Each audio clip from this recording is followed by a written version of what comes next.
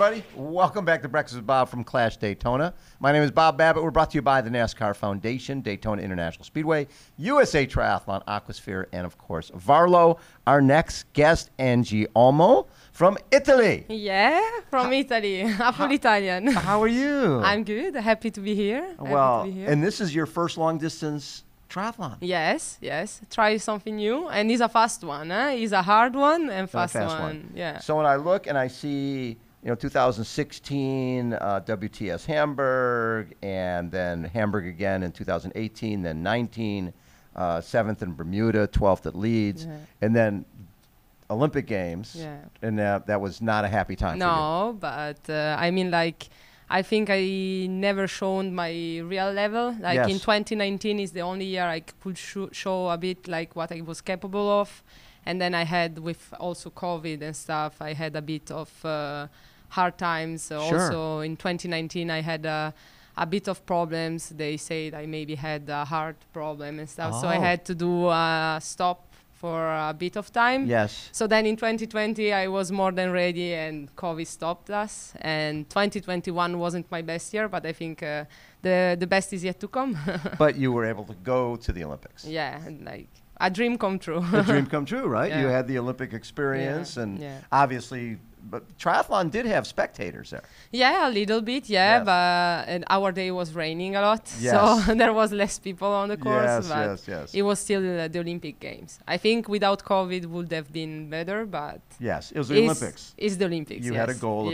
When you were a little girl, was that a goal to go Olympics? For sure, yeah. I was having tears at my eyes when I was little, seeing those girls going to the Olympics. So I won't. I won't talk bad of that. I was there, so this is already a good thing. So did you, when you were young, was it always triathlon, or did you think a different swimming or running or something else? No, I started at 10 years old on triathlon. Really? Yeah, but I can say I really loved running, mostly. Yes. And swimming was terrible, but when I was 10 years old, I was swimming 6-7 times per week, because the swim is the worst to start with. Right. And if I would have I would have choose run, but there is a high level. And then also I fall in love with triathlon. I think the free sport is something cool. Really special. Yeah. Well, and also you fell in love with Leo. Yeah. This was a long time after. I think he started to look after me in 2013, but I didn't You want weren't to. interested in that. I wasn't interested. I wasn't interested. He's always laughing. He's always like, I came after you. You didn't want. You didn't want anything to do with him. Yes. We found he wore each you other. down. Yeah, no one. I was still too young to have a boyfriend, can we say? Yes. But then in 2018 we found back together. And okay. From there. But then during the Olympic time, with the problem with the federation, I had a bit of downtime. Mentally, it's really hard. I think we always forget the human that is aside of an athlete, and I think all the structures always forget that. Yes. And I could find back my happiness. It took a long time, a bit like 8 months of sport. 8 months away. Yeah, I didn't want to go out anymore, but then I said, come on, I love this too much. And so for a bet with some friends, they said, come on, let's go to Daytona with Leo. And I said, I shake hands. So when I shake hands, I don't go back. You committed. Yeah. So a deal is a deal. Yeah. So they got me back to it, and that's a good thing. So, but for this last 3 months, this has been the focus. Yeah. You've been on the time trial bike. You've been getting ready for this race. Yeah, I started back without the time trial because it's a new thing. So I went to altitude with Leo, and I started back already finding some fitness. And then when I came down, I started to train really on the TT bike. Right. And it has been good, and with the smile. And it was my goal to find the smile back for this. I think what's great about this style of racing, it's really you don't have to worry about a federation. You don't have to worry about anybody. It's all about you. Yeah, it's your project. If you have a bad race, you had a bad race. Nobody it's you against you on race day, and these people can be your friends and competitors, but they're not going to impact your race. Yeah, no, and also like it's my project, and it's only me with myself. And if I do a bad race, it's not the end of the world, and no one is gonna make me feel bad about it, if not myself. Exactly. Yeah. So watching Leo in Abu Dhabi this weekend, not just win the grand final, but win the World Triathlon Series. Yeah. And he basically had the win to do that. That's a lot of pressure. Yeah. How excited were you watching that? I think I cried everything I could. I think I stressed for the whole week for him. I mean, like from when we got together, I always pushed him to get better. Right. Like in my bad experience, I always took him my experience, and I think I was so proud of him. And also for myself, it was a relief to see him perform, because I believed from day one that he was able to that. But when I met him, he wasn't even able to finish an Olympic distance without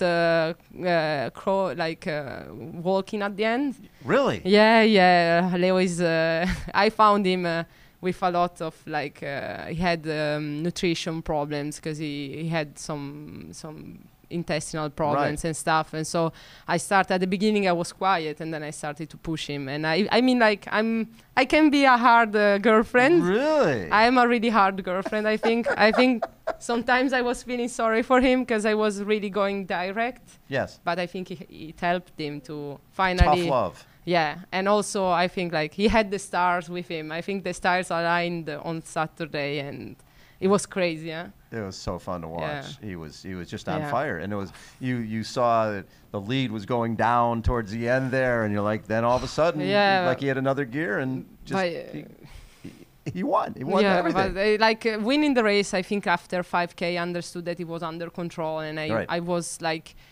But the best is when I was at the phone with his manager, and I said he won, but then I started screaming because I saw Hayden passed by Matthew and Alex dropping off Jelle, and then I started to scream, "He's world champion!" And the manager wasn't believing me. He thought I was getting crazy because he won the grand final, and I was like, no way, I'm getting crazy because he's world champion. And yes, because those guys had to finish like 4th and 6th or something like that. Yeah, it has to be like that. Yeah, and I was calculating from days, but he also got me doubt, so then I had to go check again. Double check. Yeah.